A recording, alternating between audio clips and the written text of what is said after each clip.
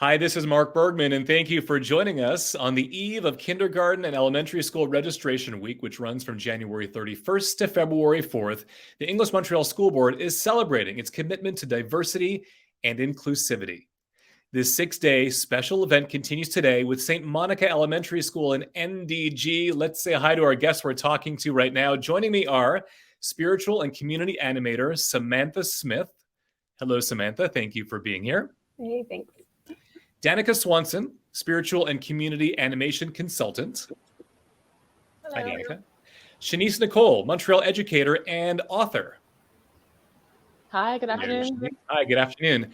And finally, former student of St. Monica. She's now at Westmount High, grade 7 student, Ziane Dudevoir. Hi. Ziane. Looking forward to hearing from you all in just a second. But Samantha, let's start with you to tell us a little bit about what kind of special programming is taking place at St. Monica on the theme of diversity and inclusion.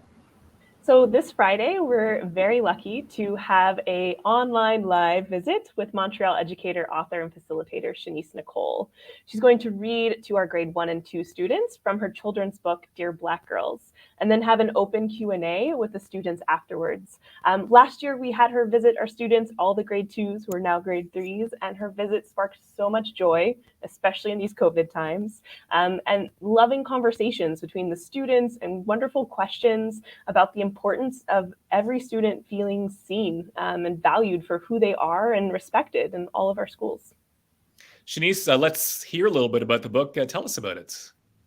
Yeah, absolutely. I have a copy here. So this is Dear Black Girls, and it is my first book and my first children's book, illustrated by the incredible Kesna Dolls, who's a Montreal artist here in the city. And this book is based on one of my earliest poems that I wrote in the summer of 2015. And so I adapted it slightly into a children's book. And now it is here in the world. It was published in February 2021. So we're coming up on the 1-year anniversary quite soon. So we're looking forward to that. And it's just been a whirlwind of a year, really. The book has been really celebrated and so well received. People were really familiar with the poem. I used to kind of perform it across the city. And so people were quite excited for the book to come out. And it was, many years in the making. And, what we often kind of describe it as, it's a love letter to Black girls. It's a letter in many ways that I was writing to myself, but specifically thinking about Black girls who wanted to and needed to hear this story. And so I'm so happy to share it and to continue to share it. So thank you for having me.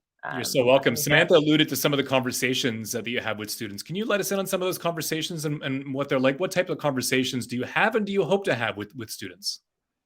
Yeah, absolutely. So I think that this book in particular, but also many books, are incredible doorways, or entry points to conversations, especially conversations that we are often challenged by. And I'd say often the people who are challenged by those conversations are the adults.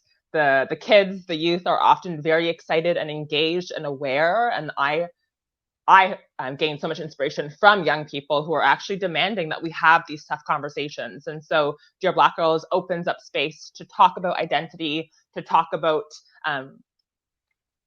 what it means, as was said, to have yourself be seen and to also see yourself and to see yourself reflected. And so the imagery is really important. Those illustrations really, really depict Black girls in all of their diversity. And that was really important for us as well, because I wanted people to open up the book and to see themselves or someone that they knew on any and every page. Interesting. Let's bring Ziane in. And I'm curious, Ziane, you've gone through, grade 1 to 6 there. What would that have meant to you to hear a story like that or have a book in your library when you were a younger student? Honestly, I thought it would have been really cool. If I were in grade 2 and saw the book, I'd probably run home to my mom and tell her about the book that I just read. Yeah, I looked over the book and it was actually a nice book. I would have went home to my mom and told her, "Hey mom, I found this really cool book. You want to read it with me?" She'd probably be like, "Okay." Yeah. Yeah. And how do you feel that the EMSB is celebrating diversity and inclusivity?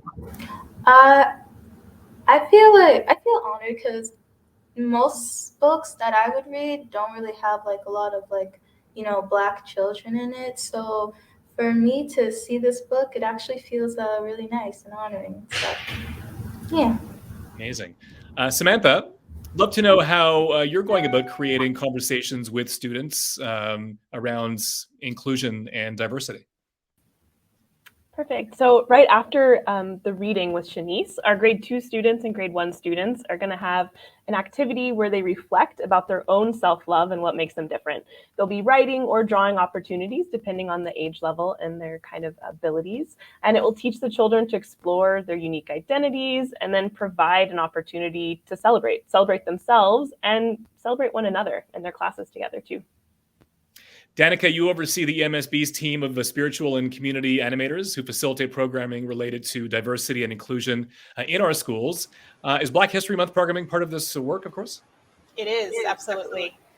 Every year, our spiritual and community animators, or SCAs for short, have, I would say, really robust programming through the month of February. So everything from classroom-based activities and workshops, school-wide assemblies and events. We've seen scavenger hunts, art installations, portable museums looking at Black history and contributions. We're so lucky in Montreal also to have community members that we can bring in, community organizations. We have the Black Theater Workshop. Overture with the Arts, does tracking Black history. We look at local, like Montreal laureates, and really do programming, across the schools, kind of featuring, highlighting arts and culture and music and food and kind of the numerous contributions, I think, of Black community members in Canada and in the world. Tell me specifically about the type of things you do with kindergarten students and why it's so important to talk to kindergarten students as well about diversity and inclusion. Yeah, absolutely. And I wanted to add one caveat to the above. So yes, while February keeps us, super busy because it is Black History Month, I think it's really important to note, and something I think that our service and our schools are really focusing on, is that it's really important that we're including diverse voices and experiences and stories into our curriculum beyond the month of February. And ultimately, the goal would be that we don't need to set aside a month to kind of feature the stories and feature the voices and feature the contributions, but because Black stories and history and experiences have been kind of historically marginalized from our classrooms and our curriculum, it is essential that we use this month to really lift them up and celebrate them. So I just wanted to note that as well. But in terms of kindergarten, I think that's a great question. And I think I have kind of a three-pronged answer. I think, the first kind of response to that question, I think sometimes when we think about, well, how do you teach Black history to kindergarten? I think sometimes there's an assumption that Black history is limited to maybe the difficult parts of the history. And while it is essential that we acknowledge hard history and we do it accurately, I think it's also really important that Black History Month is also a celebration. And it's a celebration of the complete history. So that's, all the contributions we talked about in areas like, music and food and culture, where it's easy to kind of plan activities and celebrations that feature that. But it's also stories about resilience and, courage and contribution. So as a service, we talk about year round, we look at diverse communities, where we live, and we do this through the lens of things like, creativity and joy and courage and kindness. And so we continue that when we address something like Black history with younger students. And then I think, like addressing anything else, we make sure that it's age appropriate. So, this event is a great example. So it's using storytelling or literature to feature, Black characters. Shanice's book, Dear Black Girls. We have another educator who wrote Oscar Lives Next Door about Oscar Peterson. So we work with our librarians to find age-appropriate resources for younger students. Arts and culture, we bring in music. We also have Fatima Wilson, who's an educator in our system, who has the Coronation Steel Pan Band, and we bring students into that, and we get them up and dancing and moving. We have the Montreal Steppers. And we also have people like Dr. Dorothy Williams, who've developed resources that make it easy for us, like her ABCs of Canadian Black History kit. So we have so many tools at our disposal to make sure we have these conversations, we start them early, and we do it in age-appropriate ways.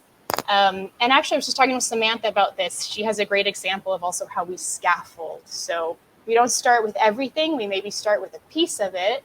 And then because we get to see students from kindergarten through grade 11, we can kind of build on the story that we tell over time. Samantha, can you expand a little bit about that and your conversation that you recently had?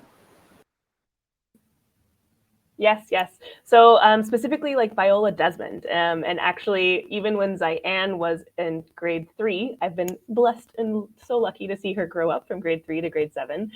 So we would talk about Viola Desmond. So in kindergarten, we do this with the like CBC Canada Do a Day video. It's like, she sat down to stand up, and we all sing and we dance and we learn the story that way. I don't do that in high school. Instead, we can explore the symbolism of the $10 bill, or maybe why it took so long to have someone like Viola Desmond on our money and our currency. We can talk about systemic racism and economic opportunities, implicit bias.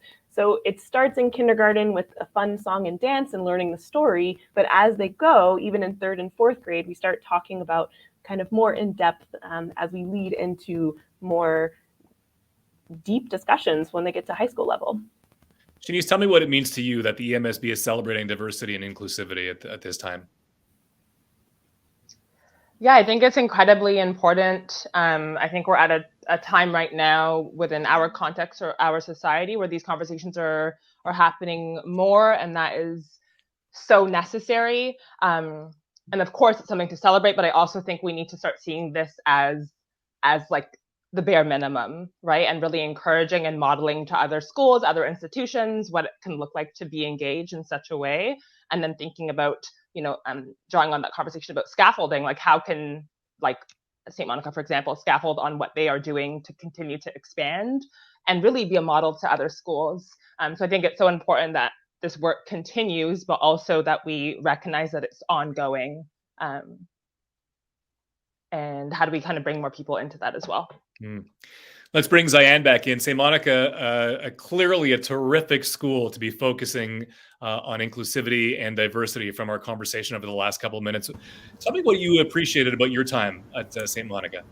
Well, I appreciated being around, the people who cared about me, like friends and stuff. I also appreciated how the will accept, all races, so mine and all others. And yeah, that's really it. All right. Do you feel like we've become a more of an inclusive society in the last, since you've been in grade 1? Of course, we have a lot more work to do, but do you feel we become more inclusive? Yeah, I feel so. Yeah. Just before we end our chat, does anybody have anything to add on the subject? I think one thing I would just kind of add or reiterate is really, again, as adults, like pushing ourselves to meet like the curiosity and the eagerness and the interest of our young people who, as I said, are curious and wanting to know more and are demanding more. And I think we often underestimate their capacity to understand, their capacity to take action. And so I think it's just really exciting to kind of see this work happening. And I think we need to follow their lead as well and to be brave and bold in our endeavors. Because I think that's also really important is that Black children and children of color are experiencing racism as young as kindergarten. So if it's happening as early as kindergarten, then we also have to be thinking about what interventions we're putting in place to reduce that harm as well. And that starts with having those conversations as early as possible because the harm is happening so incredibly early. I'm so happy we had this chat. Thank you, everybody, for joining us. Thank you so much. Thank you. Thank you. A reminder again that kindergarten and elementary school registration for the 2022-2023 year at the EMSB is January 31st to February 4th. For more info, call 514-483-7200 or log on to emsb.qc.ca.